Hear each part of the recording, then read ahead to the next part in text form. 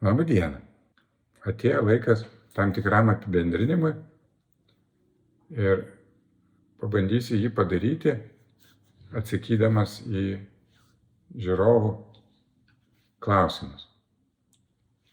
Tai vienas iš pagrindinių klausimų, kuris kyla pastaruoju metu, tai buvo tokio pobūdžio. Imu vieną iš klausimų, ar interviu laidoje, kurios reputacija yra dviprasmiška, gali būti suvokiamas kaip ženklas, kad tradicinės žiniasklaidos priemonės vengia kalbėti tiesą, bijodamos ar priklausydamos nuo MG Baltic interesų. Atsakymas taip, ir mano patirtis būtent tai ir patvirtina. Galiu šiek tiek pasidalinti informaciją plačiau, aštriausiai, kritiškiausiai buvo pasisakyta laidoje Valinskas žino, ir ten pasisakė tiek Valinskas, tiek Jakilaitis, tiek ir laidų vedėjas. Na ir jų pasisakymas gali būti apibendrinamas fraze: aplink MG Baltic yra viskas nusikalstama, tačiau vienintelis išliekantis švarus yra Mockus. Eina kalba apie tai, kad Mockus yra tos grupuotės vadovas, kitaip sakant, vadas. Visų pirma, pagal teisinę praktiką jis turėjo būti patrauktas atsakomybėn. Tai, kad nepatrauktas, tai yra viena iš didelių mįslių. Galima daryti pagrįstą prielaidą, kad visa tai, kas vyksta, tai vyksta korupcijos pasekoje. Ir tada prisideda dar vienas momentas, tai šita istorija, kodėl mano pasisakymais, kuriais aš sudominau daugiau kaip 100 000 žmonių, nesusidomėjo nei viena didžioji masinės informacijos priemonė. Reiškia, nei viena neatsiliepė ir nesikreipė su kažkokiais gilesniais klausimais. Atsiliepė, taip vadinamos tos dviprasmiškos reputacijos laidos. Na ir dabar atkreipiu dėmesį, jau pasinaudodamas progą, į paradoksalią situaciją, tada, kuri yra susidariusi Lietuvos valstybėje ir, vadinkim, žiniasklaidoje, jeigu imti. Kad tos laisvosios spaudos, galima taip apibūdinti, nėra, nes MG Baltic yra sudėliojusi sistemą, kurią galima vadinti tiesiogiai korupcinė sistema, kuri veda į tai, kad didžiosios masinės informacijos priemonės neskelbia informacijos, kuri yra nepalanki tai grupuotei. Atkreipiu dėmesį, kad pagrindinis įrankis tai yra pinigai, tie vadinami reklaminiai pinigai. Viskas prasideda nuo to, ar galima imti pinigus iš organizacijos, kuri yra pripažinta nusikalstama ir kuri daro nusikaltimus. Jeigu per paprastą pavyzdį, tai ar imtum tu pinigus, kurie akivaizdžiai yra vogti? Tos didžiosios masinės informacijos priemonės, ima tos pinigus ir tada yra pakliuvusios į įtaką nusikalstamos grupuotės, kuri daro jiems įtaką labai paprastų priemonių pagalba. Tai jeigu pasisakysi nepalankiai apie mus, tai reklaminių pinigų negausi ir esmė, kad tai veikia. Ir dabar atkreipiu dėmesį į tą situaciją, kad ji tokia yra. Na ir todėl tada kreipiuosi į visus, kurie vienaip ar kitaip susiję su tuo, klausdamas, ar nemanote, kad taip neturėtų būti. Aš manau, šitas klausimo iškėlimas tai padarys pokytį. Na ir turėsime visai kitokią situaciją. Gal turėsime tą vadinamą spaudos ar žiniasklaidos laisvę. Šioje vietoje, manau, geras momentas yra pereiti į kitą klausimų kategoriją. Tai taip vadinami asmeniniai klausimai. Vieną iš jų cituoju. Teisuoli, tai būk sąžiningas iki galo, papasakok savo indėlį visame šitame reikale. Man jau įdomu, kas tu per vienas, kitoks nei Mockus. Svarbus klausimas ir svarbi šita klausimų kategorija, nes iš principo yra, klausytojams reikėtų žinoti, iš kurgi mano pozicija ateina, kokius aš tikslus turiu. Tokių klausimų yra pakankamai daug, tokių ir panašių. Ir geriausiai šitos klausimus sudėliojo kitas žurnalistas, tai Respublikos redaktorius Vytas Tomkus. Tai kadangi jis dalyvavo tuometinėse įvykiuose ne tik kaip stebėtojas iš šalies, tačiau buvo ir tiesioginis tų įvykių dalyvis, nes kaip žinia buvo vyr redaktorius, Vilniaus brigados nušautas žurnalistas buvo jo pavaduotojas. Tai kalbu apie Lingio istoriją. Manau, kad iš ten ateina, kad Tomkaus klausimai yra labai, vėlgi, tokie aštrus, taiklus, tiesus. Jie ateina iš žmogaus, kuris tiesiogiai dalyvavo tose įvykiuose.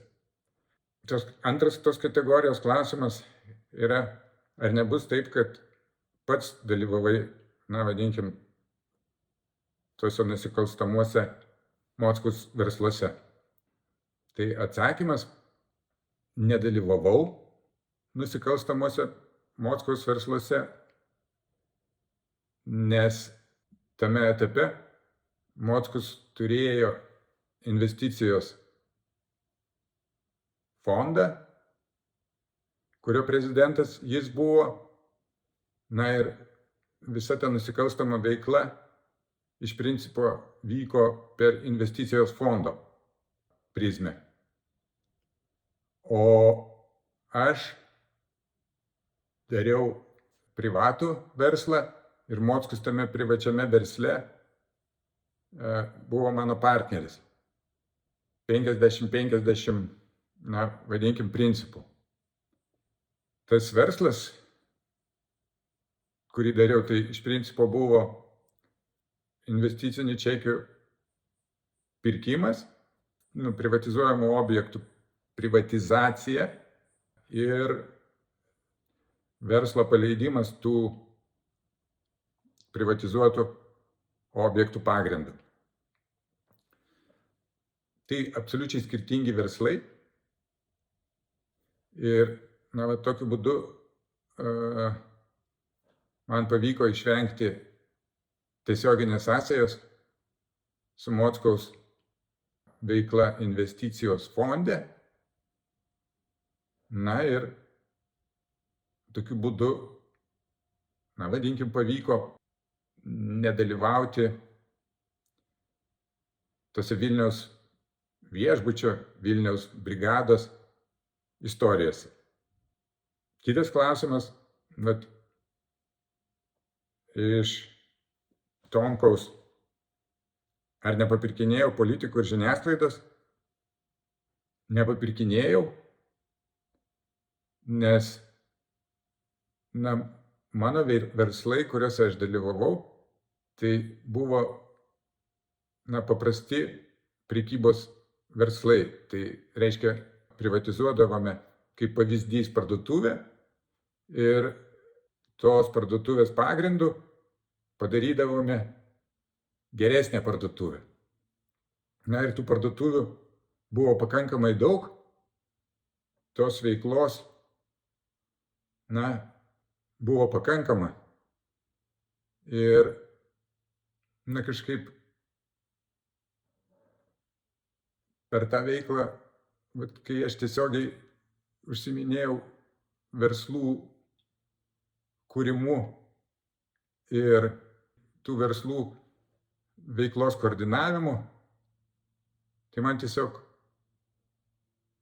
niekur nebuvo susidūrimų tokių, kad reikėtų kažką tai papirkinėti. Iš kitos pusės atkreipiu dėmesį, kad džiaugiuosi, kad man padėjo ta mano tvirta nuostata, nedaryti nusikalstamos veiklos. Ir kaip teisininkas, buvęs prokuroras, aš žinojau, kaip išvengti to. Aš žinojau, kas yra, nusikalstama veikla. Negi buvau toks aklas ir naivus, kad nemačiau, su kuo susidėjau. Ir kodėl šios klausimus keliu tik tai dabar, kai praėjo jau daug laiko. Tenka pripažinti, kad iš tiesų galima pavadinti, kad buvau kvailas, ir nemačiau, su kuo susidėjau, ko pasiekoje pats gerokai nukentėjau, nes savo finansinius klausimus ir susijusių dokumentų tvarkymą patikėjau Mockui. Jau ne kartą minėjau, kad Mockus turi tą savybę parodyti save kaip žavingą ir gerą žmogų ir tokiu būdu jisai tiesiog, įgyja pasitikėjimą žmonių ir tada, apibendrinant ir taip diplomatiškai sakyti, tai pasinaudodamas jų pasitikėjimu apvagė juos. O jeigu jie bando priešintis, tai tada stengiasi susidoroti su tais bandančiais priešintis ir vis tik tai perimti turtą, į kurį jis kėsinasi. Tai mano atveju ir buvo būtent vienas iš tų atvejų ir tie atvejai kartojasi ateityje. Tai jau minėtas Mitnijos Gureckio istorija. Ir daugelis kitų istorijų. Ir būtent tai, kaip būtų man padėjo suvokti, tiek mano atžvilgiu, tiek ir kitų žmonių atžvilgiu, buvo veikiama ne kažkaip atsitiktinai arba tos aplinkybės, į kurias aš pakliuvau, ne atsirado savaime kažkaip, o buvo sukurtos Mockaus, tam, kad pasisavinti turtą. Dabar tik paliečiu momentą, kodėl dabar pradėjau viešinti. Tai tikrai svarbus momentas buvo aukščiausiojo teismo sprendimas, kuriuo buvo patvirtintas apeliacinio teismo nuosprendis. Ir kas reiškia, kad visa ta grupuotė buvo nuteisti. Be šito sprendimo informacijos, tokio pobūdžio informacijos skleidimas iš tiesų buvo neįmanomas, nes nežinant, kad MG Baltic ir Mockus yra nusikaltėliai, nepatvirtinus to visiems teismams, tai teigti, kad jie daro nusikalstamus veiksmus, būtų buvę tikrai nepagrįsta. Tai sąmoningai stebėjau procesą ir laukiau, vadinkim, to sprendimo. Jis atsirado, tada aš pradėjau viešinti kitus nusikaltimus ir atkreipiu dėmesį, kad labai svarbus momentas, kad tas mano viešinimas tų nusikaltimų, tai iš principo yra parodymas, kad analogiška veikla buvo vykdoma visais atvejais. Ir būtent analogiška veikla, kaip kad teismas konstatavo, kad jie darė tas veikas. Tai jos buvo vykdomos praktiškai visais atvejais, ir tai tęsiasi 30 metų. Neįtikėtina, tačiau, tai faktas. Neįtikėtinas faktas, tačiau, reikia priimti tai. Ir dabar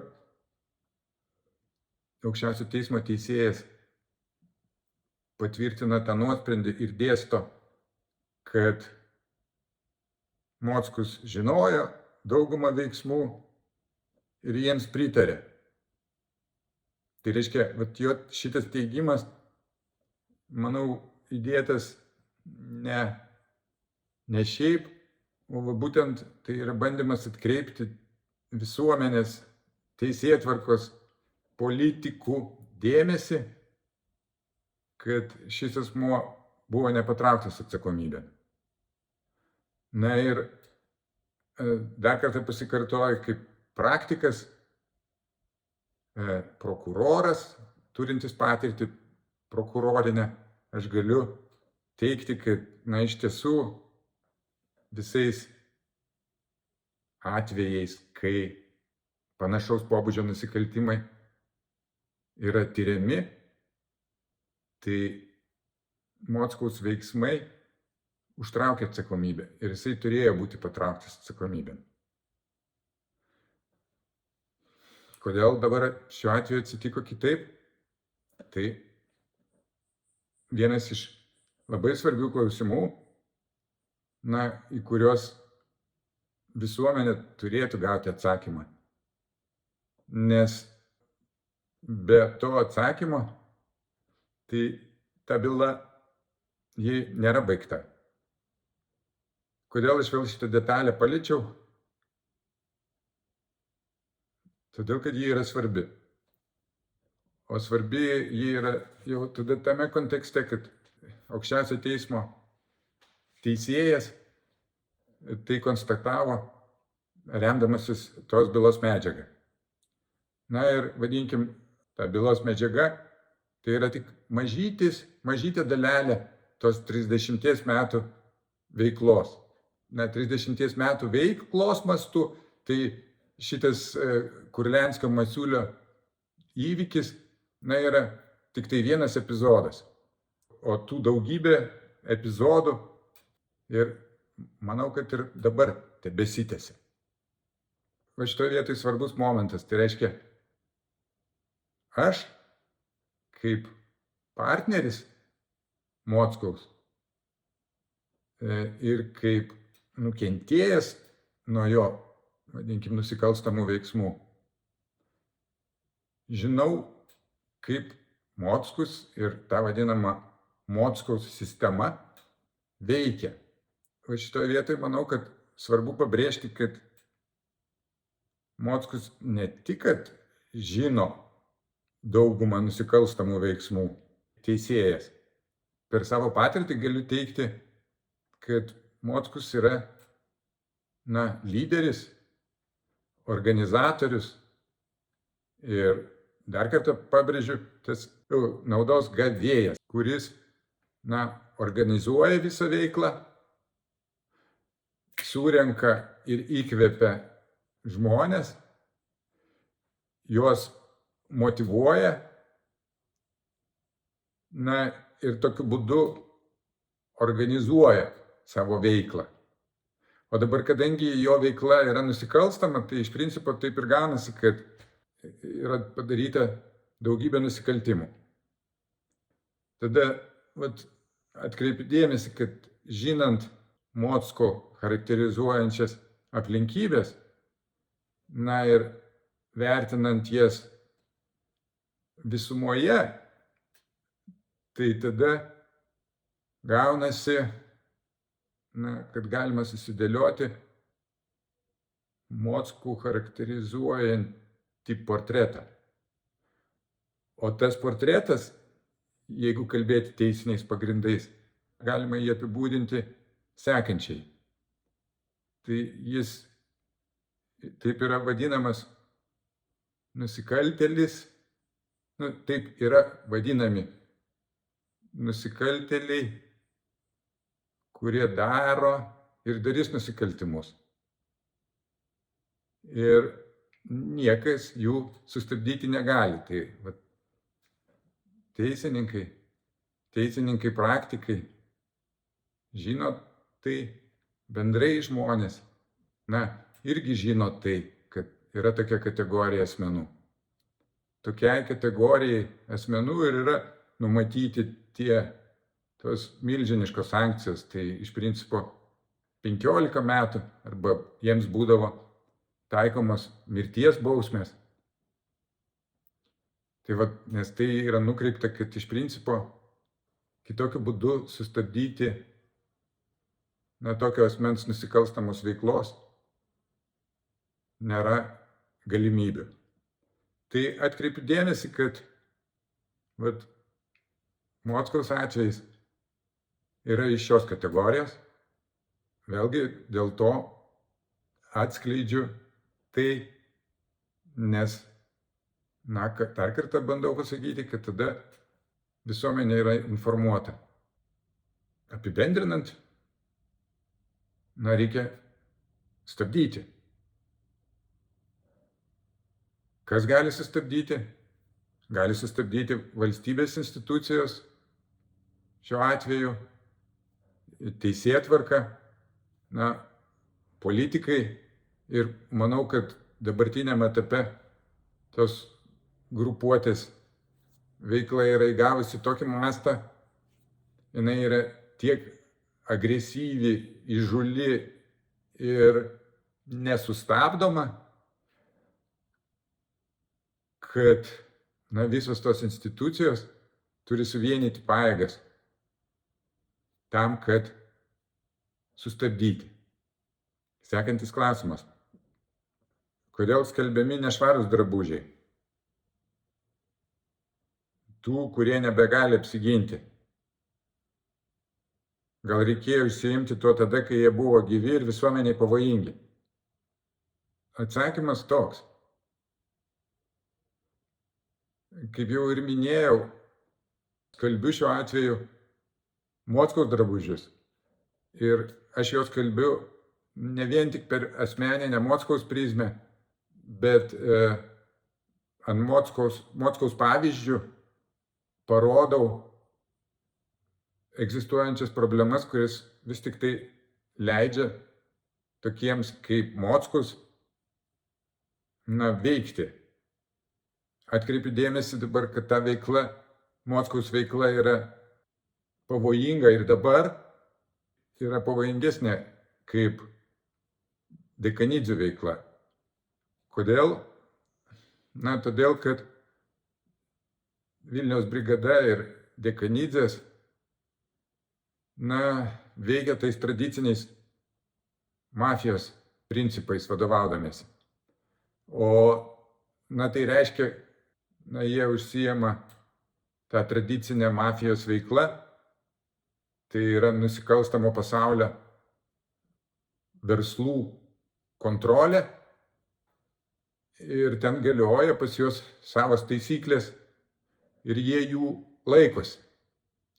Dabar Mockaus atveju jo veikla yra pasiekusi tokį mastą, kad jisai kėsinasi į valstybės pagrindus ir veikia be jokių taisyklių. Tai ta prasme, jo atveju netgi mafijos veiklos taisyklės jo atveju negalioja. Pasikartoju, jis pavojingas, todėl tai, kad jis laisvas, disponuoja milžinišku turtu, kuris įsigytas nusikalstamų būdų, disponuoja masinės informacijos priemonėmis, kelia didžiulį pavojų visuomeniai. Dabar Dekanidzių istoriją aš paliečiau tik tai, iš principo per Vilniaus viešbučio istoriją, tik tai kaip labai aiškią istoriją, kuri apibūdina tolesnę Mockaus veiklą. Tai reiškia, tokiu būdu, kaip jis pasisavino, vadinkim, investicijos fondo akcininkų nuosavybę, Vilniaus viešbutį, tai tokiu pat būdu jisai išplovė visą investicijos fondo turtą ir ten tarp tų klausimų, žiūrovų klausimų buvo paminėta, kad o kaipgi ten atsitiko su apranga, kaip pavyzdys. Tai taip ir atsitiko, kad apranga, kad visi suprastumėt, buvo nupirkta investicijos fondo. Tai reiškia, investicijos fondo akcininkai buvo aprangos savininkai. Ir lygiai panašios sistemos būdu Mockus sugebėjo perimti investicijos fondo akcininkų turtą, ir dabar jisai yra to investicijos fondo akcininkų turto savininkas. Absurdiška, tačiau taip yra. Sekantis klausimas. Kaip tų dienų amžininkas ir Mockaus alus bendrininkas, gal galėtume įvardinti, kas ir iš kiek buvo nupirktas. Pasikartoju, kad kaip amžininkas galiu pasakyti, kad nieko nepirkau ir istorija jomis, kurias žinau, dalinuosi, ir paaiškinau jau, kodėl aš jomis dalinuosi. Dabar apibendrinant visą tai, manau, reikėtų kreiptis į politikus, aukščiausius mūsų valstybės vadovus, aukščiausius teisėtvarkos pareigūnus. Na ir atkreipti jų dėmesį, kad taip kaip atsitiko MG Baltic atveju, neturėtų tai būti. Na ir dabar tam, kad taip neatsitiktų, tai reikia imtis atitinkamų priemonių ne tik MG Baltic atžvilgiu, bet bendrai dėliojant tolesnę veiklą. Reikia gyventi ir mes deklaruojame, kad mes gyvename demokratinėje valstybėje, kuri yra ES dalis. Na ir manau, kad tokių reiškinių normalioje valstybėje neturėtų būti. Jos turėtų būti prevenciškai stabdomos jų užuomazgų etape. Na, o jeigu jau taip atsitinka, tai kaip būtų, valstybė turi surasti būdų, vis tik tai kaip sukontroliuoti tos procesus, kaip vis dėlto padaryti tos mockus, čia bendraja, kaip praktinį žodį naudoju, kaip padaryti tos mockus nepavojingus, nes kitaip gyventi Lietuvoje nesaugu.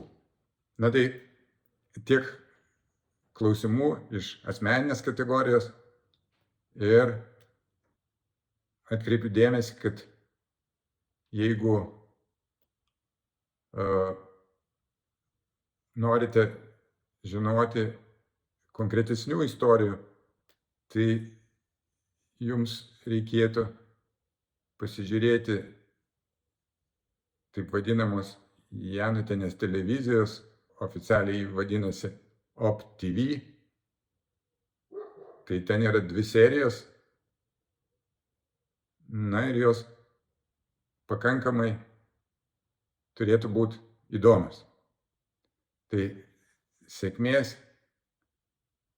ir iki.